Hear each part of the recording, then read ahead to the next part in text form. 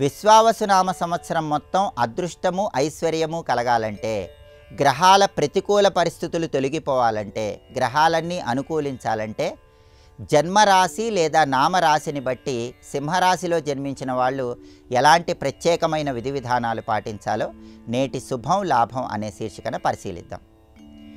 విశ్వావసునామ సంవత్సరం మొత్తం కూడా సింహరాశి వాళ్ళకి శనైశ్చరుడి బలం లేదు. అష్టమ శని దోష ప్రభావం ఎక్కువగా పనిచేస్తోంది. సంవత్సరం మొత్తం సింహరాశి వాళ్ళకి అష్టమ శని దోష ప్రభావం వల్ల శ్రమ ఎక్కువ, ఫలితం తక్కువగా ఉంటుంది. ఒక్కొక్కసారి నిరాశ నిస్పృహలు చోటు చేసుకుంటూ ఉంటాయి. ఆరోగ్యపరమైన సమస్యలు ఎదుర్కొంటూ ఉంటారు.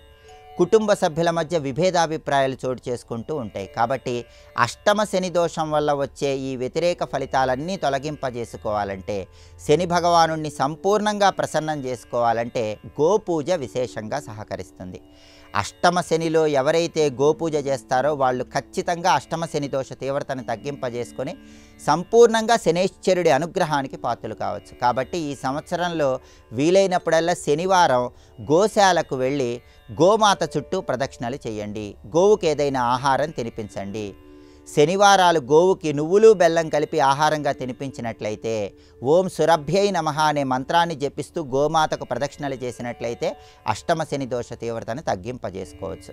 అలాగే ఈ సంవత్సరంలో వీలైనప్పుడల్లా శనివారం ఉదయం 6 గంటల నుంచి 7 గంటల మధ్య ప్రాంతంలో, అంటే శనిహోర ఉన్న సమయంలో 1.25 కేజీ నల్ల నువ్వులు, 1 ఇనుప మేకు, కొద్దిగా దూది, 1 కిలో పెసరపప్పు నల్లటి వస్త్రంలో మూటగట్టి ఎక్కడైనా దేవాలయ ప్రాంగణంలో దానం ఇవ్వండి. ఈ దానం అనేది సంపూర్ణంగా అష్టమ శని దోషాన్ని తొలగింపజేస్తుంది.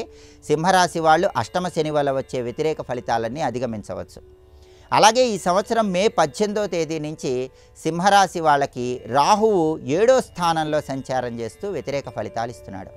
సప్తమ రాహు దోషం, 7వ స్థానంలో రాహు ఉండటం వల్ల కొత్త వ్యక్తులతో ఏర్పడే పరిచయాల వల్ల ఇబ్బందులు ఎదురయ్యే అవకాశాలు ఉన్నాయి. వ్యక్తుల్ని నమ్మి మోసపోయే అవకాశాలు ఎక్కువగా ఉంటాయి. కాబట్టి అలాంటి సమస్యలు రాకుండా ఉండాలంటే, సప్తమ రాహుదోషం తొలగిపోవాలంటే, ఈ సంవత్సరంలో వచ్చేటటువంటి శుక్రవారాలు లేదా ఆదివారాలు దుర్గాదేవి ఆలయంలో రాహుకాలంలో నిమ్మకాయ దీపాలు వెలిగించాలి. సింహరాశి వాళ్ళు రాహుకాలంలో దుర్గా, కాళీ, చండీ, మహిషాసురమర్ధిని, గ్రామ దేవతలు ఇలా ఉగ్రదేవతల ఆలయ ప్రాంగణాల్లో నిమ్మకాయ దీపాలు రాహుకాలంలో వెలిగించినట్లయితే సప్తమ రాహు దోషం అనేది ఈ సంవత్సరం మొత్తం తొలగిపోతుంది.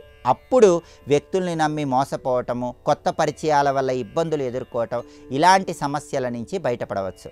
అలాగే ఈ సంవత్సరం మొత్తం కూడా మే 18వ తేదీ నుంచి జన్మంలో కేతువు వ్యతిరేక ఫలితాలు ఇస్తున్నాడు. జన్మంలో కేతువు ఉన్నప్పుడు ఒక్కొక్కసారి ఆకస్మిక అనారోగ్య సమస్యలు వస్తాయి.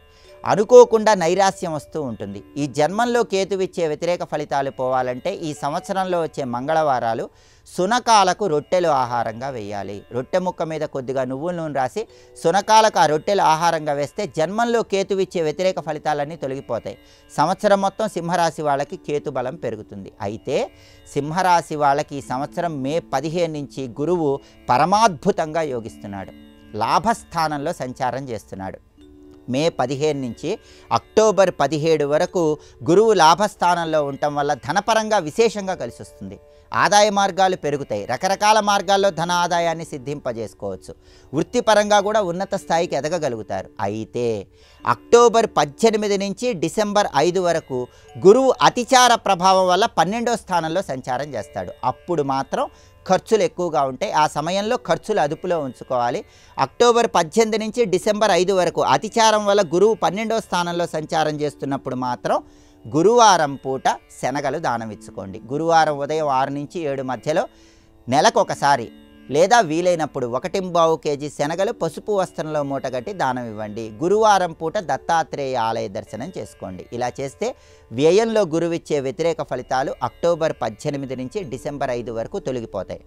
మళ్ళీ డిసెంబర్ 5 తర్వాత గురువు వక్రించి లాభస్థానంలోకి వస్తాడు. అప్పుడు ఇంకా అద్భుతంగా వృత్తిపరంగా పురోభివృద్ధి సంవత్సరాంతం వరకు ఉంటుంది.